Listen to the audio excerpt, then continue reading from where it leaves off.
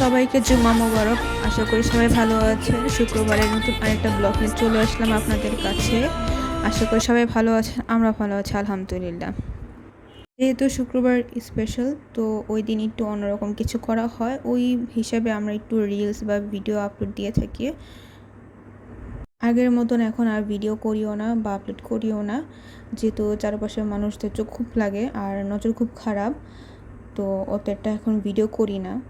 তো শুক্রবার যেতে ছিল, খিচুড়ি করানো হয়েছিল আর গরুর মাংস ছিল। তো ভাবলাম যে রাতে আর এগুলো না খেয়ে আমরা লুচি করি। আর লুচিটা যেহেতু ঘরে সবাই পছন্দ করে, লুচিও ছিল বাহির থেকে আমরা নান রুটি আনানো হয়েছিল। তো লুচি ভেজে নিচ্ছিলাম এখানে।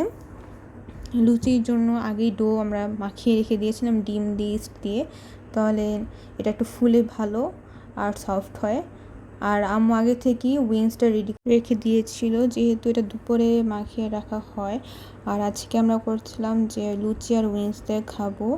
আর এখানে আমার মেয়ে স্লাইম দিয়ে খেলা করছিল, যেহেতু হোমায়েরা খুব জেদি আর ও সবসময় গিফট চায়, তো ওর জন্য আমি সবসময় ক্লে বা স্লাইম রেখে দিই। ওটা দিলেও ওর মাইন্ডটা খুব স্থির থাকে, ও ওর মতন খেলা করবে। তো এসে দেখি এখানে আমাদের লুচিগুলো সব রেডি।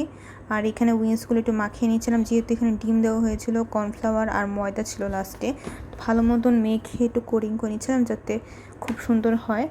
মশলা যা যা থাকবে এটা ভাজার পর মশলাগুলো আমরা রেখে দিব। আজকে আমরা উইংস ফ্রাই না, উইংস ফ্রাই করবো ঠিক, কিন্তু এটা গ্রেভি মতন করবো। এই গ্রেভিটা আপনারা অন্য অন্য চিকেন ফ্রাই দিয়েও খেতে পারবেন বা উইংস দিয়েও ওভাবে করতে পারবেন। অনেকে উইংস খান না, কিন্তু আমরা ব্রয়লার মুরগি বা ফার্মের মুরগির যে উইংসগুলো হয় আমরা রেখে দিই জমায়, পরে একটা দিন আমরা এভাবে ভেজে ওভাবে গ্রেভি করে খাই, খুব মজার হয়। আপনারাও ট্রাই করে দেখতে পারবেন। বিকেলে খুব একটা ভালো নাস্তা হয়ে যায় বাচ্চাদের জন্য। তো আমরা চিকেন ফ্রাই করার জন্য যেসব মশলা ইউজ করে থাকি বা যেভাবে আমরা বানায় থাকি, ওভাবেই আমরা সেম অ্যাজ রেডি করব চিকেন উইংসটা।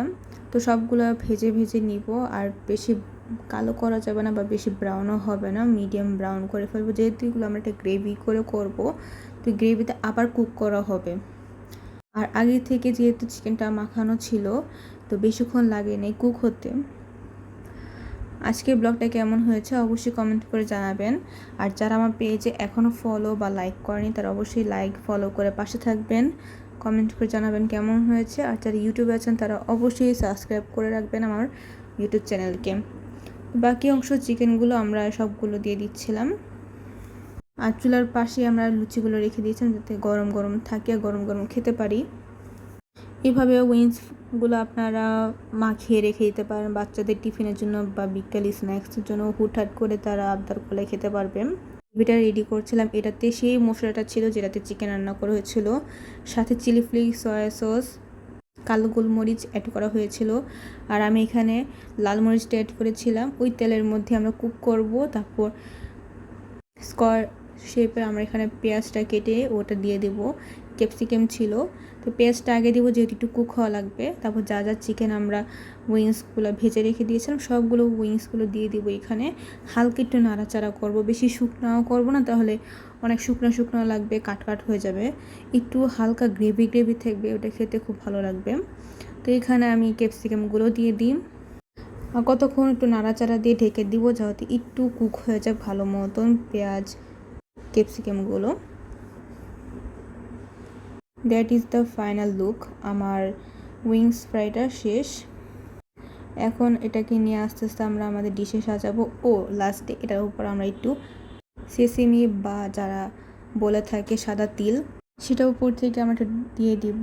আর দিলেও হয়, না দিলেও হয়, অপশনাল। আমি দিলাম, এটা দেখতে খুব সুন্দর লাগে। ওটা ঢেকে দিব।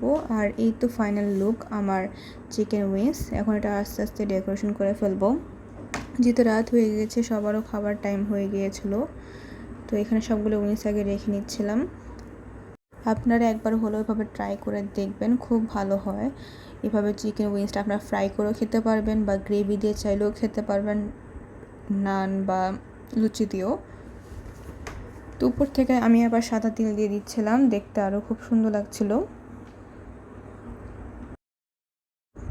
এই তো আজকে রাতের ডিনার আমাদের চিকেন উইংস কারি আর ছিল লুচি। কেমন হয়েছে অবশ্যই কমেন্ট করে জানাবেন।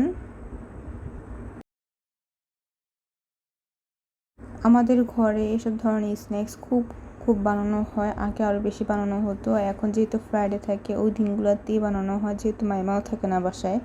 তো ও যখন থাকে ওকে দিয়ে একটা রেসিপি রেডি করে রাখি। তো এখানে আমি আমার প্লেট সবচেয়ে বেড়ে নিচ্ছিলাম, উইংসগুলো দিয়ে দিচ্ছিল। আর লুচি নিলাম, নানও ছিল, নান যেহেতু বাইরে থেকে আনানো হয়েছিল গরম ছিল, আর আমার উইংসগুলো গরম ছিল। গরম খেতেও খুব ভালো লাগছিল।